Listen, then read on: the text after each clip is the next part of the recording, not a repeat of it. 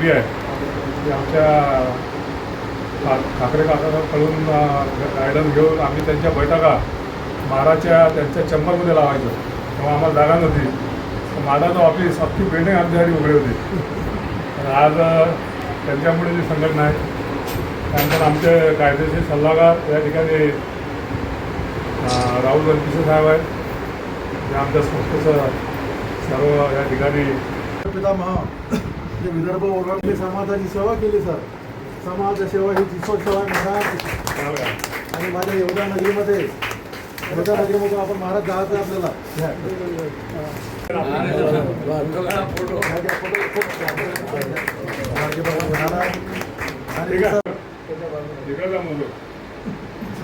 Mobile द्या व्हायब्रेशनवर ठेवून द्या. आपण महाराष्ट्रामध्ये जे गाडगेबाबांनी केलेलं आहे तेव्हा तेवढंच आहे. त्याच्यापेक्षा कोणी मोठं वाढवलं नाही. वाढवलं असेल तर ते एवढं मोठं नाही. जेवढं मोठं व्हायला पाहिजे तेवढं मोठं नाही. जसं आपण बघतो गजानन महाराज मंदिर बघा, गजानन महाराजांचं शेगाव बघा किती प्रचंड झालेलं आहे. राष्ट्रसंत तुकडोजी महाराजांचं बघा किती प्रचंड मोठं झालेलं आहे. कारण त्याच्या पलीकडे गाडगेबाबा होते.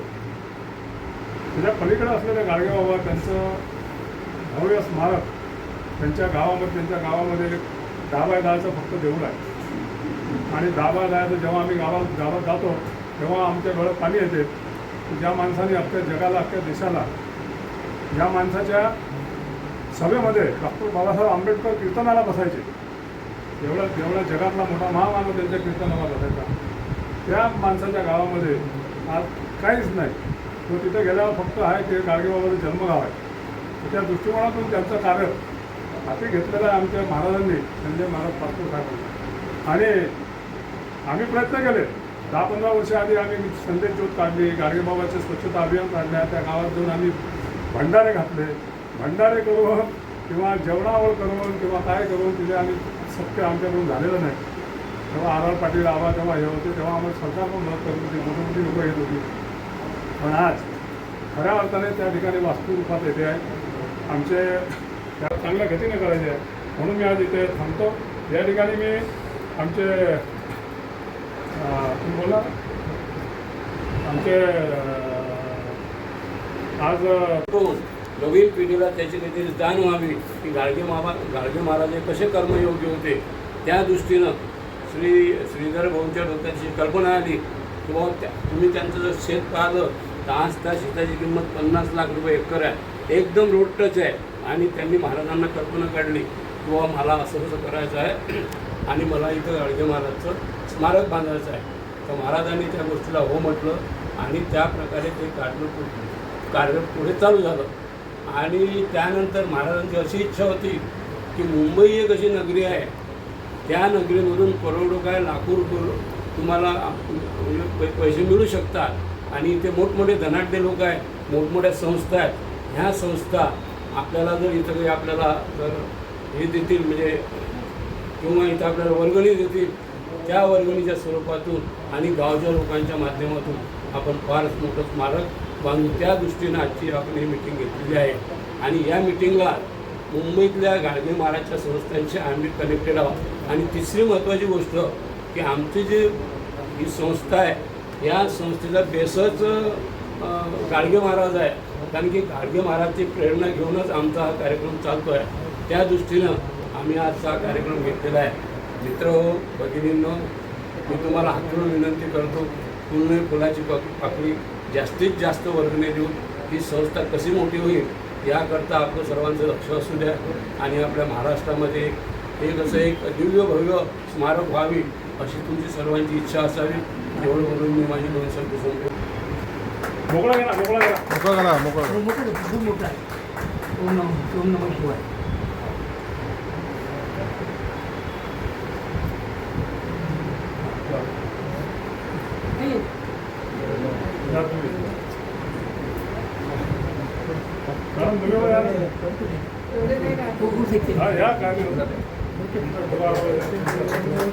शेंगावला या सर्वांनी पुढाकार घेऊन आपली स्वतःची जमीन आजच्या काळामध्ये 5 एकर जमीन दान करणं हे साधी गोष्ट नाही. तरी पण त्यांनी गावातील मध्यवस्तीतली जमीन ह्या सत्कारासाठी दिलेली आहे.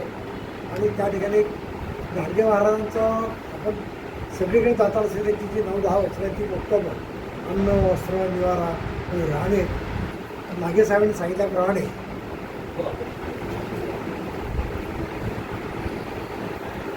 काही प्रमाणात ह्या सगळ्या गोष्टी होतच असतात.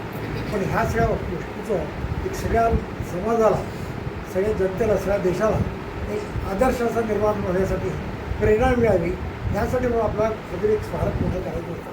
हे भव्य दिवस स्वप्न आहे. त्या सगळ्या स्वप्नाला आपण सगळेजण हातभार लावा एवढी लोकांना विनंती करतो की माझी दोन त्याने चांगली कामं करत असते आपल्याला सगळ्यांना माहितीच आहे. आणि आपण सगळे विदर्भवासी आहोत.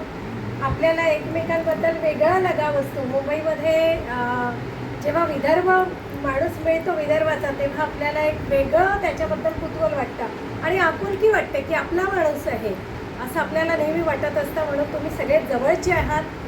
त्यातल्या त्यात गाडगे महाराज आपल्याला माहितीच आहे. गाडगे बाबा हे कुणाला न म्हणता स्वतः झाडू घेऊन निघायचे. तेव्हा सगळे लोक त्यांच्या मागे यायचे स्वच्छता करण्यासाठी आणि बाकीच्या गोष्टींसाठी. तसंच पाचपोर महाराज आणि श्रीधरजी हे जे स्वतः निघाले आहेत तर आपण त्यांच्यासोबत जाणारच आहोत आणि आपण सगळेजण त्यांना त्यांच्या याच्या कार्यामध्ये सहभागी होणारच आहोत हे आश्वासन देते. आप चलते गए कारवा बनता गया असं होणारच आहे आणि आम्ही तुमच्यासोबत आहोत. गाडगेबाबांचं महान कार्य आहे ते सगळ्या जगासमोर यायला पाहिजे. असं भव्य दिव्य स्मारक जर बनायचं असेल तर प्रत्येकाचा 1 रुपयापासून आपल्याला जर दान मिळत असेल तर तेही आपण घेऊया.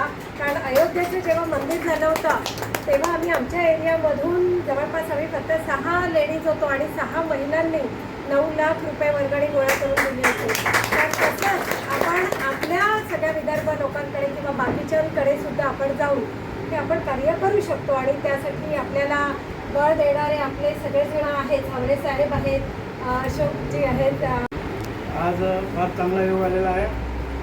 पाचपूरजी परमपूज्य पाचपूर महाराज आलेले आहेत. त्याचबरोबर हवरे साहेब या ठिकाणी आलेले आहेत. सेमिका मॅडम आलेल्या आहेत. सर्व आपण गाडगेबाबांच्या सहवासात लाभलेले काही लोक आलेले आहेत या ठिकाणी. तेव्हा बाबांचं स्मारक महाराज जे करून आलेले आहेत त्याला सहकार्य देणं हे आपलं सर्वांचं कार्य आहे, सर्वांचं कर्तव्य आहे आणि होईल ते. गाडगेबाबांचं कार्य होणार नाही असं शक्यच नाही आणि एकदम जमणार नाही एकदम पैसे, पण हळूहळू होतील पैसे. गाडगेबाबांचं नाव कोणालाही आपण केलो की बाबांचं आम्ही मंदिर बांधून आलो बा तुमच्यातर्फे पाहिजे, तो माणूस 100 रुपये 500 रुपये 1000 रुपये 5000 रुपये दिल्याशिवाय राहणार नाही. परंतु तुम्ही एकदम म्हणा मला 10 लाख द्या आणि 5 लाख द्या तर तसं मिळणार नाही. तर जे ते ताकद नागे साहेबांना दिली आहे गाडगेबाबांनी लाखो रुपये जमा करायची आणि ते करतील. त्यांचे एवढं मुंबईमध्ये संबंध आहेत लोकांचे आजपर्यंत त्यांनी टिकून ठेवले एवढ्या वर्षापासून.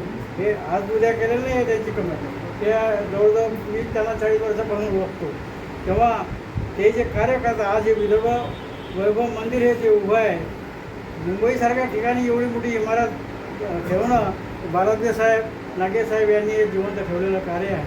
तसंच गाडगेबाबांचं जे त्यांनी हा जो संकल्प केलेला आहे तो गाडगेबाबा पूर्ण करतीलच.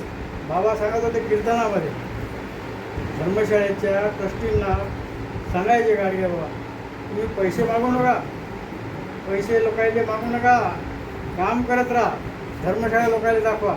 लोक येतील म्हणजे काय तुम्हाला काम आहे बोला भाईजी हे धर्मशाळा पडून राहिली आमची, बरं आम्ही करून देतो. लाखो रुपये देतील पण तुम्ही पैसे मागू नका. मागितले तुम्हाला मिळणार नाही, पैसे मागायला लागू नका. मागे ना मिले भीक न मागे मिले मोती. तेव्हा गाडगे बाबांचा जे आज आपण संकल्प तुम्ही सर्वांनी केलेला आहे तो मागे येणार नाही ही माझी गॅरंटी आहे. आणि आम्ही आता नागेसाहेबांना माहीत आहे मी 45 वर्ष झाले धर्मशाळेत काम करतो. माझ्यासोबत जे आलेले लोक आहेत आले होते त्यांचे करोड रुपयाचे बंगले गाडी सर्व आहे. माझ्याजवळ स्वतःची सायकली नाही आहे. गाडी आहे ती धर्मशाळेची आहे. 100 रुपये जमा केले मी आणि गाडी घेतली. तेव्हा मला स्वतः मुंबईत आज घर नाही, धर्मशाळेतच राहतो. 45 वर्ष झाली. आता मुलगा माझा तो सेंटरची धर्मशाळा पाहते. तेव्हा धर्मशाळेसाठी मी लाखो रुपये मिळवले देणगीदाराकडून आणि त्याने दिली. आणि तुम्ही येऊन बघा धर्मशाळेत 40 रुपयात आम्ही 2 टाईम जेवण चहा नाश्ता देतो. राहण्याची व्यवस्था रूममध्ये 60 रुपये एका माणसाला. हॉलमध्ये एक हॉल बांधले आहेत 40 रुपयात. अशी ही व्यवस्था आम्ही केलेली आहे. नागे साहेबांना मी विनंती करतो, मला एक पुस्तक तुम्ही देता देणगीचं तर ते मी जमा करतो प्रत्येक माणसाकडून. माझ्या परीने जे काही होईल ते 1 लाख 2 लाख 5 लाख जे काही होते ते मी तुमच्याजवळ आणून देईल. आम्हाला मफतला शेतकरी घेऊन जा. मोबदला असेल वारले त्यांचा त्यांच्या मुलगाही मुला- वारला. त्यांना आता नातू नातू आहे तर नातूमध्ये ते त्यांच्यामध्ये ते नाही आहे. आपण जाऊ तर घरी. जाऊ आपण त्यांना त्यांच्याकडे न्यायची जबाबदारी माझी. हा. मी नेतो तुम्हाला त्यांच्याकडे.